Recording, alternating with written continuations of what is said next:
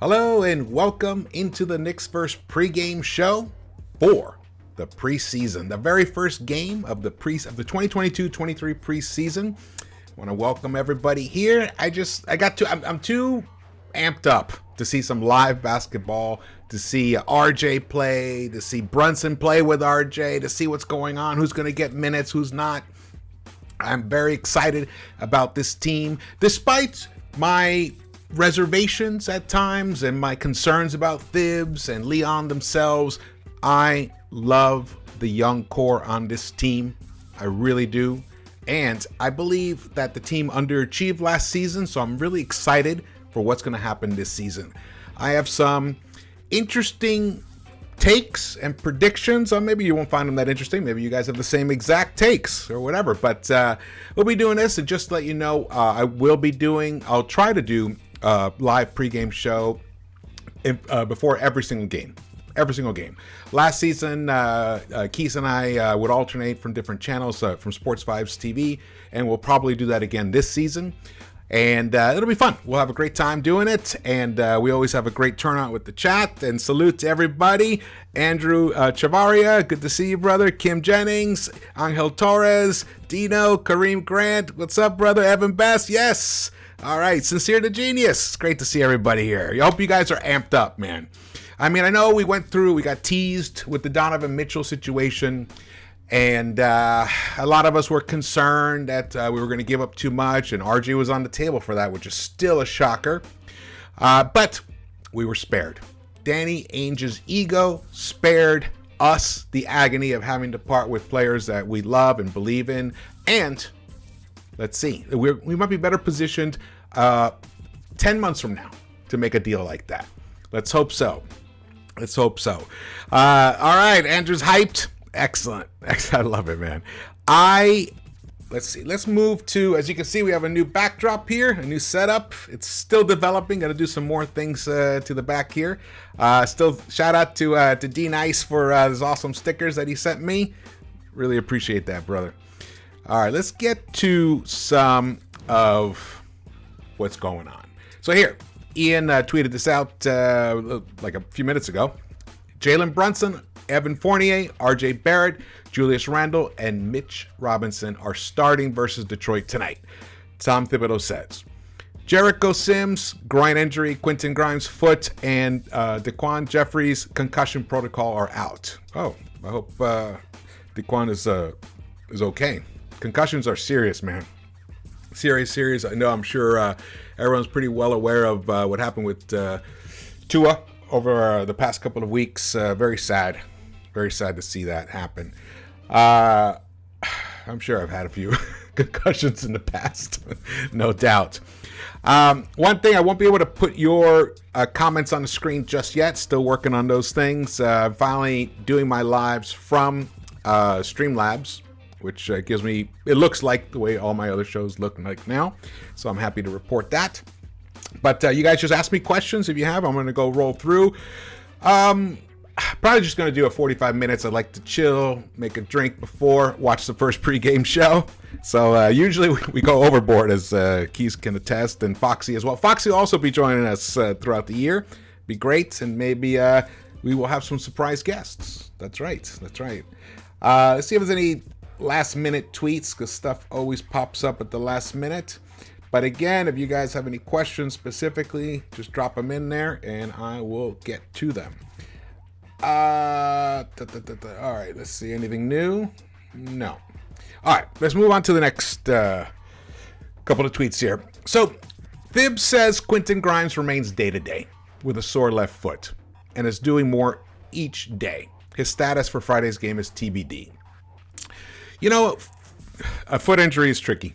You got to be extra careful with a foot. So I just, in a way, this is kind of a blessing in disguise, because with the foot injury now, the focus is going to be off of, the Fournier Grimes situation, because that's going to work itself out. It really will. I believe that at the end of the day, whoever impacts winning the most is going to get the most minutes. That's what I predict with that shooting guard battle. However, the other thing that's really important is Cam Reddish. where is Cam Reddish going to get his minutes? Is he even going to crack the rotation? That to me is the predominant question for the preseason at the moment, not whether Fournier or Grimes will start. Because really, who finishes will be a whole other story. Let's go Knicks. That's right, Jeff. Jeff Stein went, oh man, I love everyone's hype. Walter Torres says, George, it's a team game. They have to play team basketball, share the rock, play unselfish, play team defense and offense, and each player will hold each other accountable. Absolutely, absolutely. I was going to include it in here, but I'll do it on another show. I will discuss all the NBA executives' rankings on the teams. There's some really interesting things. I have some interesting thoughts about where teams and where certain players ended up on those lists, but I'll go through that another time. But it pertains to sharing the ball. Sharing the ball is the key to success in the NBA. However, in the playoffs, you have to have the guy who can get you that bucket when everything else breaks down. So you need both. But if you don't play team basketball, you're not going to get to that opportunity for those last second opportunities to win a game. But I'll get into that another time. Let's get to Fred Katz's tweet. Thibodeau said Knicks will limit minutes in the preseason opener tonight. Ooh. Slightly tighter rotation in the first half and then more guys in the second. But said he won't use a normal rotation. What that means, I have no idea. But without Grimes in the game,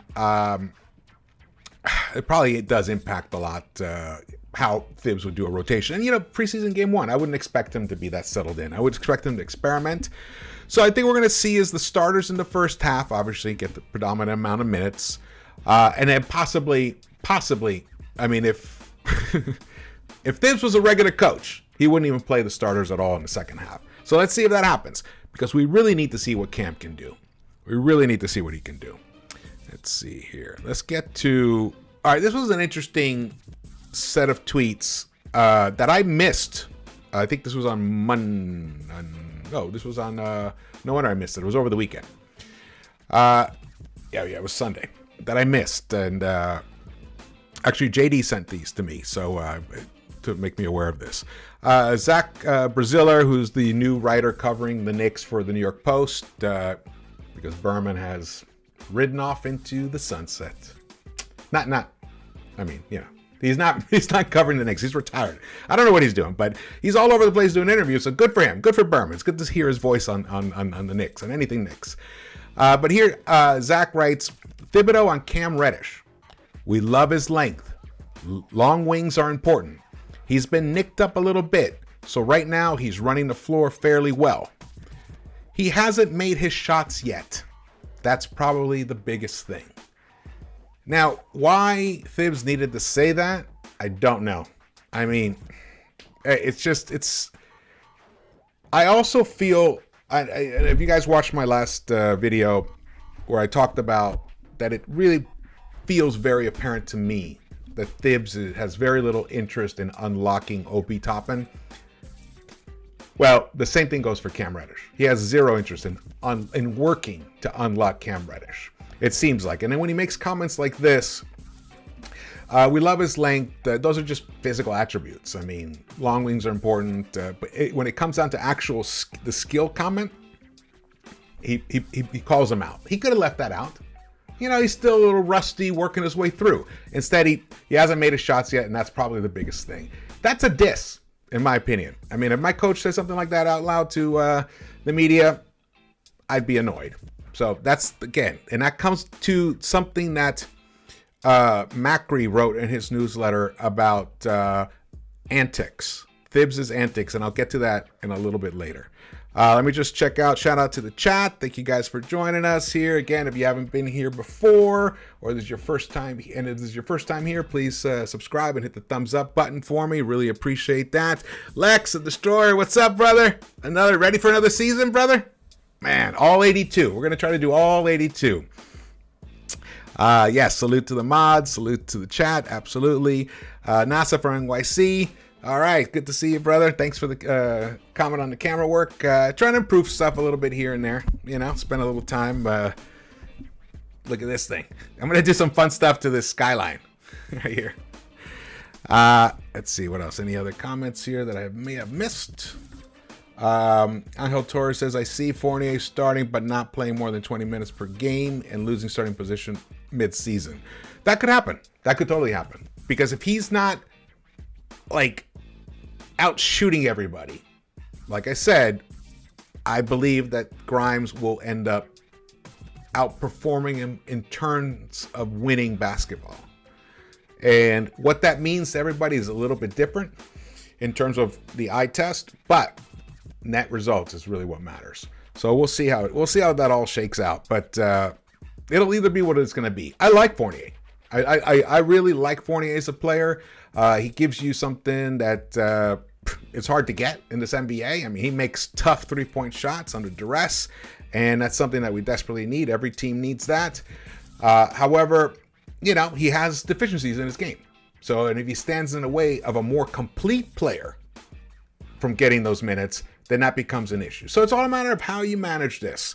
Thibs hasn't shown a great propensity over his entire coaching career to blend players well. He hasn't. So we'll see. We'll see, though. I mean, every year someone's got to try and learn an extra skill. Well, maybe Thibs learned that one this time.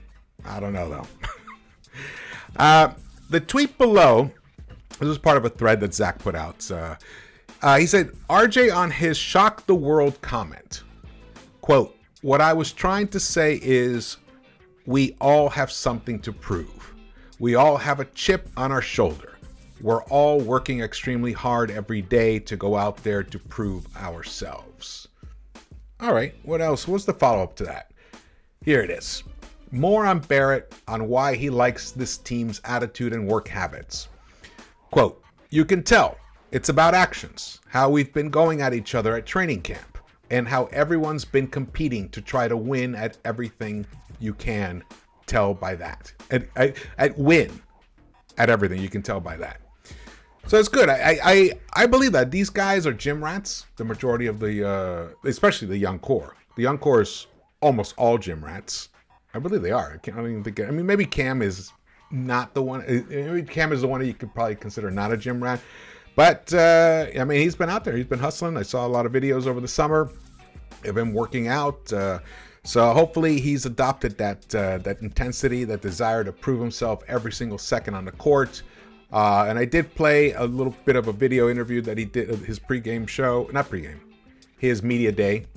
And he spoke to that he wants to go out there and prove it on the floor, which very happy to hear that. Let's see here. Oh, here we go. Any comments I'm missing? Hey, good to see you, Ivan Omar.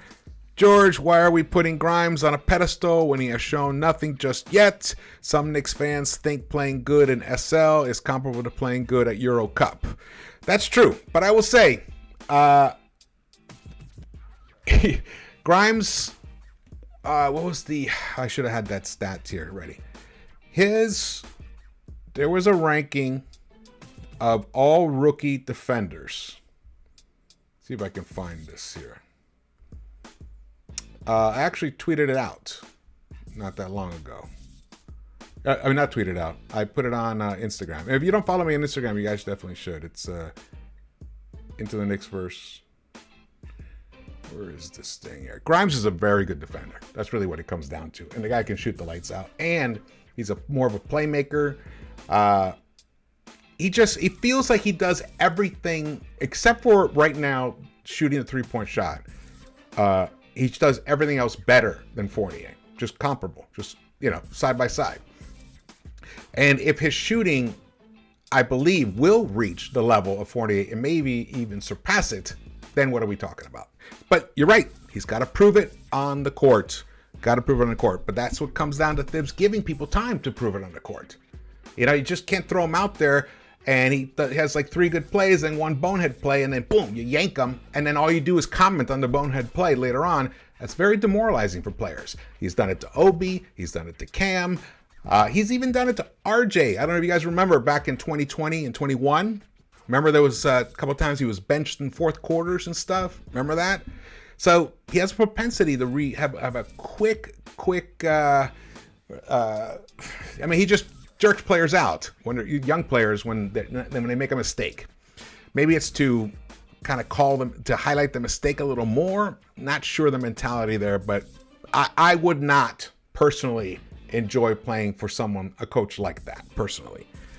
So there we go. There's Zach's tweets about Cam and RJ and stuff, and I really, so far I like his reporting very much. Very happy with him. This was interesting. So ESPN, they released their stat-based projections for the upcoming season. They have Knicks at 42 wins, and they have the Warriors at 42 wins. Which is really interesting. I think the Warriors is way low, but neither here nor there. I think the Knicks, it's a little low. If all of the things, even if only half of the things that I'm hoping will happen this season, the positive ones, even only half of them happen, I think this team can win at minimum 44 games this season. Now, the reason it's not higher is because the East got a lot better. And we also, again, last season when I made my projections, Randle hadn't made his regression. We still don't know what we're actually going to get from Julius Randle, so it's hard to be specific, but I'm feeling like 42 is definitely within range, because that's basically saying, okay, we got last year's team 137, and now you're adding a Jalen Brunson. That's got to be good enough for 5 wins. So there it is. But I think the team underperformed last season. So anywhere from, I think 44 wins is very possible. Maybe even 46, 47 is also very attainable. Again, a lot of things have to go right. I'll tell you, one of those things that's going to go right, I'm going to say it right now, it's going to be about Emmanuel Quickley. I know he's got Brunson in front of him. He's got D Rose in front of him. But the way he plays and the things that he has done this offseason, he put on some extra weight so he can finish with more command and control, body control at the rim. I think it's very possible that this is the season that Emmanuel Quickley finally breaks through. He has his breakout season. Shoots 40% plus from the three-point line, and overall field goal percentage, 47 plus. And then when you combine that with his superior free throw shooting and basically his playmaking skills that have increased tremendously, but now he's going to be sharing the court with Derrick Rose. He's going to be back to that. It's only going to help him and make him even better. I think he's going to have an outstanding season this year. Keep an eye out for Emmanuel Quickley. If there's any over-unders so you guys can bet on, take the overs on Emmanuel Quickley. He is going to break through this season. He's going to have his Tyrese Maxey type breakthrough, except 1 year later than Tyrese had it. So put that up on your posted board. Let's see. I'm missing out some other stuff here. Hey, Garden of Knicks. Good to see you, brother. Shout out to you. Sincere to Genius says, I truly think Thibs got something against Cam. It doesn't make sense how Thibs thinks so low of Cam. It does. I've been thinking about that a lot. In fact, it's a great time to talk about Cam. I think a lot of it is demeanor. Cam, and we can only go by what we see. We don't know. I've never hung out with Cam. I don't know anyone who has hung out with Cam who knows him on a personal basis. But he seems like a chill guy. Kind of a quietish guy. Kind of sweet. Like a sweet person is what he seems like to me. And maybe, Thibs is mistaking that for lack of fire. Lack of desire. And he also has this style on the court where he kind of like, he floats, but quickly from one place to the other on the court. He doesn't see that ferocity, intensity, that gets up in your face like a Deuce McBride does, or even a Quentin Grimes does, that intensity or that desire to lead like RJ has. Like Cam doesn't really show any of those personality attributes that I believe Thibodeau is attracted to. However, that could be a big mistake. Just because someone doesn't have that doesn't mean that they can't be an outstanding player in the NBA. Because, not to compare him to Kawhi, But Kawhi Leonard kind of has that. He kind of has that as well. So I really hope that whatever opportunity Cam gets, he seizes it. He doesn't kind of like coast at all. Coast might be the other word. He kind of has that kind of coast vibe. He has. Not saying that. I'm not calling him that. I'm just saying it's appeared that way at times. But if he comes out with that fire on the court and starts delivering, I want him to make Thibs sweat about how he's going to divvy out those minutes. It's the only way you do it, by outplaying the people in front of you. So I hope Cam can do that. I really do. In fact, let's get to here. Ian put out an article today on SNY.TV. A few notes ahead of Knicks preseason opener, including a Cam Reddish RJ lineup. Oh yeah, let's get to here. So he wrote in this article, so I'd assume New York is taking a long, hard look at Reddish in training camp and the preseason with an eye toward getting him on the floor in the regular season. Something worth noting, a lineup featuring RJ Barrett, Reddish, and Jalen Brunson was used last week while Grimes and Fournier were sidelined. It will be interesting to see if New York looks at that lineup during the preseason. It's going to be very interesting. Lineups with RJ and Cam on the court together have to be a nightmare for the defense. They have to be. Both guys can drive to the hoop. Both guys are, Cam is actually a very good passer. He just doesn't do it as much, but hopefully he will be doing it this year. But we heard that RJ is very focused on looking at making better rim decisions, rim reads. And the other thing is, both guys can shoot the three. And with their size as well, defensively, they're a problem for other teams. So those two paired together, I like hearing that. And then they help make up for Jalen's size deficiency. So this will be interesting. I really want to see that. I want to see that at times, because I think a lot of times the way Thibs coaches is it's almost like irrelevant to who the opponent is. It's like, dude, like in soccer, in football, a lot of times you'll see like half the lineup gets switched up depending on the opponent. Thibs does not coach like that. He's like, just like, as JD says, very template, but it's a template that he creates, and he just kind of just bangs it out every time instead of adjusting. Sometimes we're going to need length. We're going to need a lot of length. So sometimes having an actual, sometimes having, if you need Jalen, but let's say sometimes you just need size. Get Grimes at the point, RJ, Reddish, Julius, and Obi. It's not, size in terms of rim protection, but it's size in terms of just making it impossible for the defense to key in on any one single player. That would be tremendous. I'd love to see that lineup at times, depending on the opponent. All right, let's take a little break here for a second. Shout out to the chat. Thank you guys for joining us here into the Knicks-Verse. Again, hit that thumbs up button for me. Very much appreciate it. My name is George, and I am into the Knicks-Verse. Let's see what else. Anything new has come out? Any new tweets? Okay, we got the starters already. All right, let me look at the chat. I saw a question here earlier. JTA, what up, George? How do you feel about IQ as a dark horse to start at the 2? Well, that's a great question. The thing is, what that would mean is that both Fournier and Grimes didn't work out. So that would be a negative because of the way Tom Thibodeau coaches. Could IQ, because I'm predicting already to have a breakout season, 40% plus from the 3-point line, 47% overall field goal percentage, and he's 90% from the free throw line. The guy's, he has that potential to do that. If he breaks out like that, he could make life very, very difficult for Thibodeau. However, I don't see him starting at the 2, but I could see him averaging 32 minutes a game, if he has that breakout type season. Remember, that's one thing. Thibs does love IQ.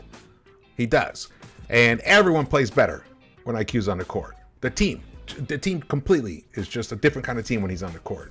So, in however manner he's used, whether he's playing off ball, off Jalen, off D Rose, and making an impact there. I could see him getting at least, let's say 5, 6, 10 minutes a game playing off ball. And then the other 20 minutes, he's the point guard for the second unit. Because, D-Rose, his minutes are going to be limited. And then there's always injuries. There's always injuries. So that could happen. I mean, it could be, with Grimes, maybe he's not ready at the beginning of the season. And then we will see some time with IQ on the floor as a 2. However, if you look at what I posted there, you can see that RJ might be sliding down to the 2, and then Reddish will fill the 3 in that scenario. So there's a lot of possibilities. However, if Emmanuel Quickley is balling out the way I'm expecting him to, then I could see him and earning a lot of those minutes too. All right, see, where am I now? I saw my guy. Where is he? Paul Butler. Good to see you, man. Let's see who else. Hey, Kep Giggles. Good to see you, brother. Reddish has more turnovers than assists for his career. Yeah. Well, you would think he's not a good passer. He actually is a good passer. He doesn't do it. That is a difference. That's a big difference. And the turnovers, that's a big problem. He's got to solve that. The Knicks with Randall and Reddish, they're kind of turnover prone, so that they need to tighten all that up. What else? I know I missed another good question here that I was going. Bricks Nation says this season should be all about playing the kids and developing their talent, but Thibs just coaching for wins again. Shaking my fucking head. Yep, that is just the reality of it. Let's get to that. That's a good thing for us to kind of talk about for a little bit. We as a fan base, and me especially, I mean, I don't think there's probably been any other Knicks content creator that has begged for Tom Thibodeau to be fired as much as I have. And I've been a Tom Thibodeau fan. I liked the hiring originally, even though I preferred Kenny Atkinson because of the player development aspect. But I do like Thibs. I like his defensive, like how much importance he puts on the defense and on character, even though unfortunately we saw a collapse of that last season with Randall. I like Thibs. I just wish he had evolved a little more, or a lot more, let's just say, a lot more. But he is what he is, and he's our coach. Leon has chosen to roll with him, and he knows that the only way he holds onto his job is if he puts up wins. The team puts up wins. Now, the difference this season from last season is last season we had an additional four, if you count Taj, 4 other additional players that were 30 and over. Those are gone now. We only have D Rose, who's over 30 on this team. Fournier's 29, Randall's 28, and I think Brunson's 26 or 25, going to turn 26. So it's a youngish team. So some of the toys have been thrown out of Thibs' toolbox, and now he's got to play with the new toys. So, but again, he makes the lineups. Apparently, Leon doesn't chime in, doesn't give him an edict, which I believe that. But however, I'm sure they have conversations. He didn't want to make it sound like, oh, Thibs has to go through me, because that doesn't work like that at all, and especially in the NBA. But Thibs is who we got. And we got to hope that somehow this roster that Leon has put together, that Thibs has enough pieces in it, and that he also doesn't overplay certain guys. I mean, I could see Thibs. I could see the worst case scenario would be Thibs loses his mind and he, Randall, gets the most minutes in the NBA once again, like he did in 2021-22. He averaged 37.5 minutes a game. It was the most in the NBA. And last season it was 35.3. I could see Brunson, RJ, Randall, all averaging, all those three all averaging 35 minutes or more, and Fournier averaging 32 minutes. And then what happens to the rest of the team? That I could see. That's the downside. However, there's no reason why Randall needs to play more than 28 minutes a game. RJ, I think, would be the one who plays the most minutes a game, only because one reason. Because he plays very well with both units. And he's a different type of player with both units. So I want to see him with that second unit. I want to see, obviously he's going to start, so I can see him at around 32 minutes a game. But like Jalen Brunson, he's never really averaged that many minutes. Wait, let me see. Before I say that, I'll be 100% sure. But I mean, Jalen wasn't even a starter for the majority of his career. So Brunson can also play about 28 minutes a game, 26, 28. Rose, 20 minutes a game. There's plenty of minutes. You just got to spread them around. That's all you got to do. Just spread them around. Oh, we got a super chat. Thank you so much, Omar. IQ contributes more than Quentin Grimes. We want Quentin Grimes over Evan, but we want to pigeonhole IQ as a point guard. IQ can defend, and he's a better shooter than Grimes. Well, those are big statements. I agree with basically the sentiment. Totally. IQ really is ultimately his best position is a combo guard, which is what Brunson is. And also, mind you, this whole thing about pace, Brunson, and it's been talked about by other content creators and some of the writers reporting on it, that Brunson came from the slowest paced team last season. The only team that was faster was the Knicks. That's it. So they were 30th. The Knicks were 29th. Brunson is not going to speed up the offense per se, unless this is something that Thibs is just kind of pushing on them, which I hope he is. We hear that. We hear it all the time. Every year we hear, we're going to play with faster pace. And then we're applauding 29th best in the league. But in terms of contributes more than Quentin Grimes, that's kind of hard to quantify in terms of... I mean, he does provide leadership, which is something that he grew into. I'm not going to argue against this, man. I love IQ. I believe IQ should be the starting point guard for the New York Knicks. And we should have spent that money on Jalen Brunson elsewhere. That is what I believe. So arguing against this is difficult for me. However, this is what it is. Yes, I do believe that IQ can become a more impactful player than Quentin Grimes. I do agree with that. Absolutely. And like I said, I don't know if you heard me earlier, but I really believe that this guy's going to have a breakout year. He's going to force Thibs' hand to keep him on the court as much as possible. Prezi the Boss, good to see you, man. Good evening. Let's see what else we got here. Yeah, get those thumbs up for me, guys. I really would appreciate that. It'd be great. Captain Matumbo, good to see you, brother. Salute, Coach. Julius Randle stat prediction. I think Julius, it's going to be tough. This is why I just have to see it, because with him, he talks the talk, but then he's got to walk it. Though he did say he has admitted that this exact time last year, not exact time, but preseason, he wasn't in as good a shape as he is now. He has said he's back in the type of shape and conditioning that he was before the 2020-21 season. Why he decided to be, to take it easy last year, I don't know, but whatever. He's back to that. So I hope that carries its way through into the season. And I really hope that Thibs doesn't overplay him, because I think a lot of that, it's that inverse, the diminishing returns that I've talked about many times.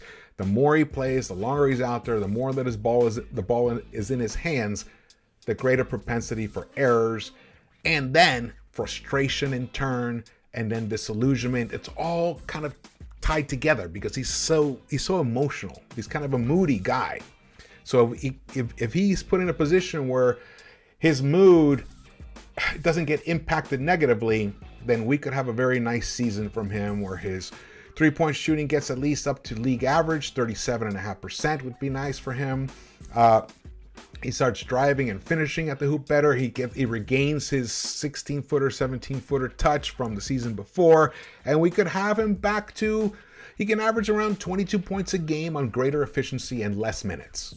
That's what I can see from him. And a rebounder, he's still a rebounding beast. So I really do like 10. He's averaged 10 rebounds the past 2 seasons in a row. So I see that possible. 22 and 10. I see that possible. But that's only if he keeps his head together.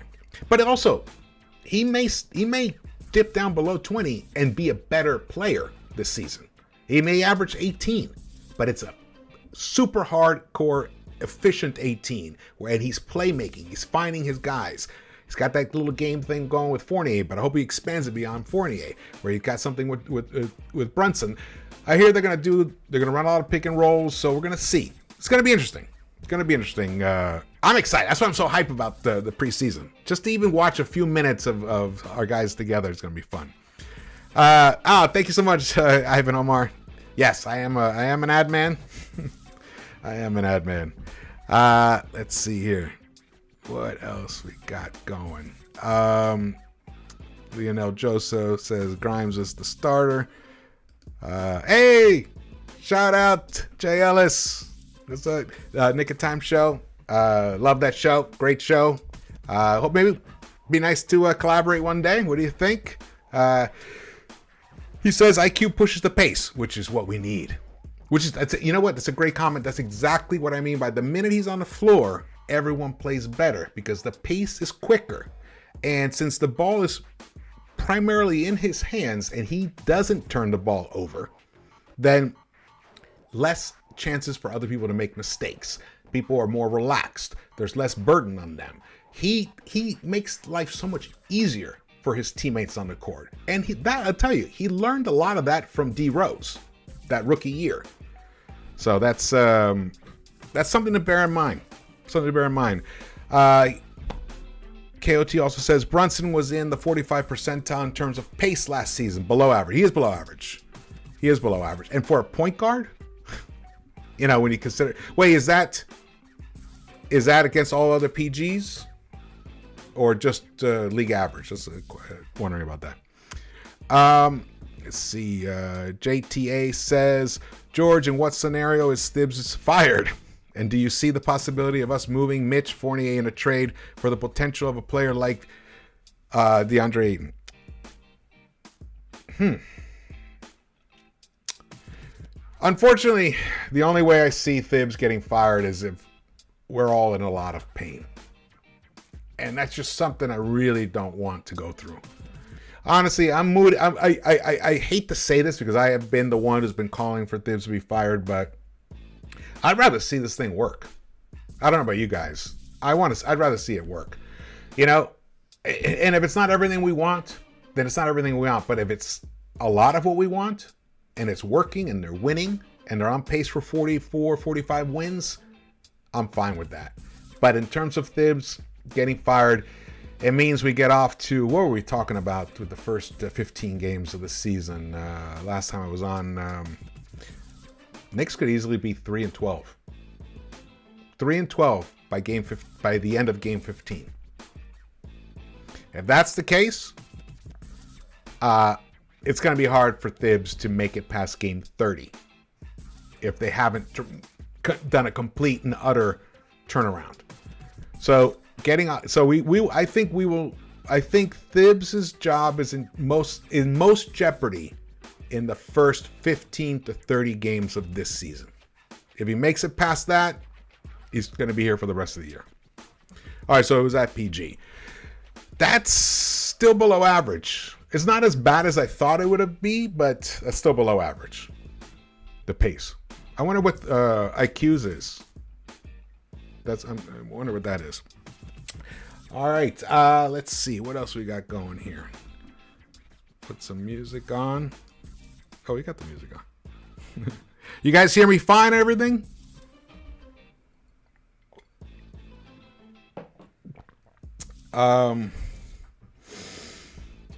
Pace is quicker until there's a defender in front of him. D-guns. True. It's easy to just run up the court when there's no one in front of you. That's what makes the way Miles McBride played defense so important. He picks them up early. He gets right in their grill. He disrupts their vision. He disrupts their pace. I love that. But it takes a lot of effort and energy to continue that. All right, it's 6:47 Eastern time. Going to be wrapping up soon. Like I said, I want to get a nice cocktail, sit back, and enjoy the first preseason. I'm so hyped, man. This, I think. Oh, thanks, Lex. Audio's good. Look. I'm hoping. Like I said just a few minutes ago, that things go well. I'm really hoping, despite what I feel, you know what I mean? What I would have done, who I would have signed or not signed. Despite all of that, I'm hoping that this works. We do have talent. I know what our young core is capable of. In fact, here's my other. I'll leave you. I had a whole list of takes that I have about the team and everything, and I'll drop them as I go in different shows. But my first take was IQ is going to have a breakout season. He's going to be one of the most dynamic guards to come off the bench. I mean, anywhere. He might even compete for six man of the year. That type of productivity. That's what I believe that IQ can do and will do this season. The other thing is, I believe that. I gotta phrase this correctly. Can't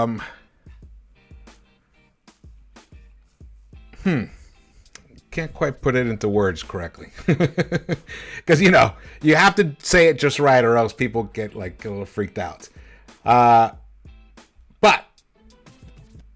where was the other thing? Okay, here's the other one. That the Knicks will have the number one second unit in the entire NBA. That's my prediction. Knicks will have the number one second unit in the entire NBA. And then as time goes on, if Thibs is smart, but the problem is, you know how he is.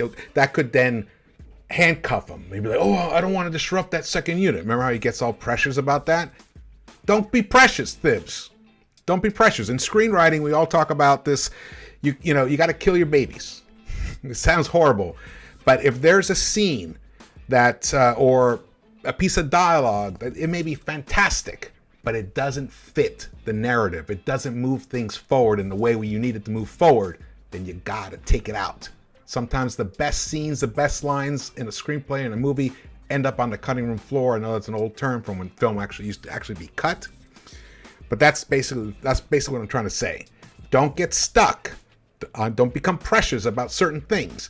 Keep working the rotation until you get a killer first unit and a killer second unit. Last year, we were very, very out of balance with that. Hopefully this season, he'll fix that. All right, 10 minutes until game start. Please hit that thumbs up button for me. And I will be doing a post-game recap, of course. I will definitely be doing those. I'll be doing one all season long. There'll be different formats here and there. Sometimes I might actually have a guest do the post-game with me, which would be a lot of fun. And I am going to look into having some callers. Set that up.